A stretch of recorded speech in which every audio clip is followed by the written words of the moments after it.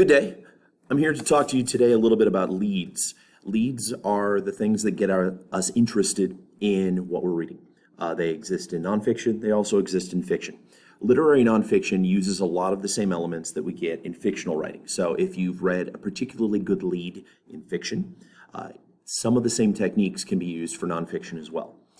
You'll also find that magazine articles are very good at using leads. Newspaper articles, back when newspapers were still a thing, needed to have a lead that was engaging. We sometimes think of a lead as having the element of a hook, that it catches our attention. Up on the screen here, we've got a few different types of leads, ways that leads kind of work. And it's not like they often do just one of these things. They usually do several of these things at a time. One type of lead starts things in the middle of the action. This kind of attention getter makes us excited, brings us into an empathy with what's going on. Character intros. Sometimes our lead is merely introducing us to a person that we need to care about here. The setting as part of a lead. Sometimes we just want to ground our audience in the place and or time that something is occurring in, because that can be significant. Sometimes we start off with a piece of sage wisdom. And when I say sage wisdom, I mean it's some statement that sounds like it's very profound and true. And it isn't always something that the speaker of the piece wants us to agree with. Sometimes they want to challenge our thinking with that piece of advice or wisdom. And that connects us to the next thing, prompt a question. Sometimes a detail is given at the beginning of a piece that makes us immediately wonder, why is that? Or why did this happen? How did this come to be? Dialogue sometimes starts things off in leads, especially if it's an interesting piece of dialogue that makes you, once again, wonder how we got to this place. Onomatopoeia is sometimes used, especially for younger audiences. You'll sometimes get a large sound effect, crack, the ball flew into the air, and you're like, okay, well, what led to this ball flying into the air? I'm not a huge fan of onomatopoeia, these sound words kicking off a piece, but that's a personal preference. Asking a question can be a decent lead at times. A quote from a famous or not famous person that helps set a tone, prompt a question, etc. Sometimes people say things for shock value at the beginning of a work, and that can get us involved as well. Looking down below, we have right place, wrong face, the very beginning of it.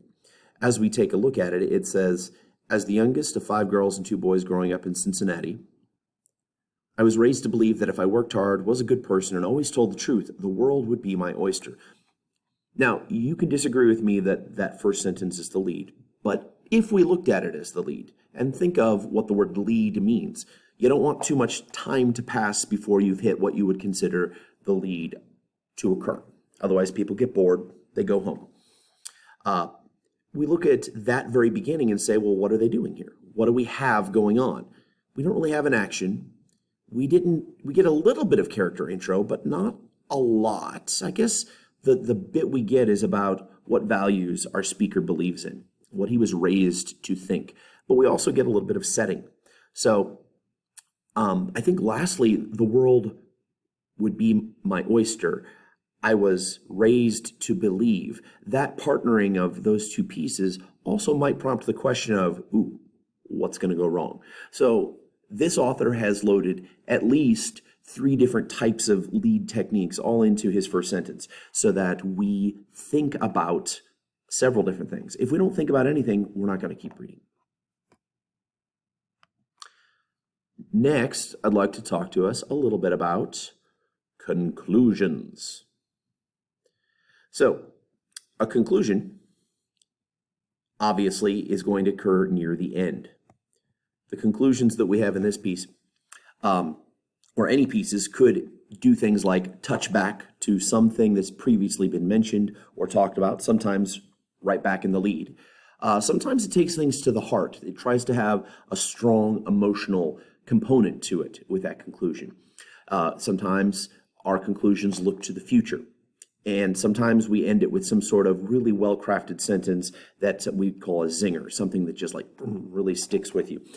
I think the real key to this is that no matter what conclusion you have, there always has to be a component of why does it matter? Why do we as an audience care at all about what we've just read? What should we take with us and think about in the future?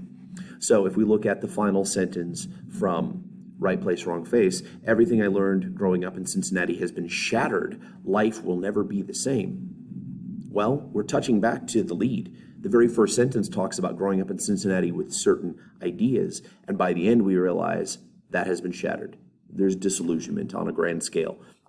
We also have a sense of looking to the future. Life will never be the same. That this person has been profoundly changed by the events of this story. And if we're a reader that can see ourselves in Alton Fitzgerald White's situation, we also may be changed. We may also never be the same. So this is just a quick overview with leads and conclusions, remembering that leads and conclusions are designed to get our attention at the beginning, lead, and conclusion to make sure we understand why we bothered to read this, why it wasn't a waste of our time. Thank you very much.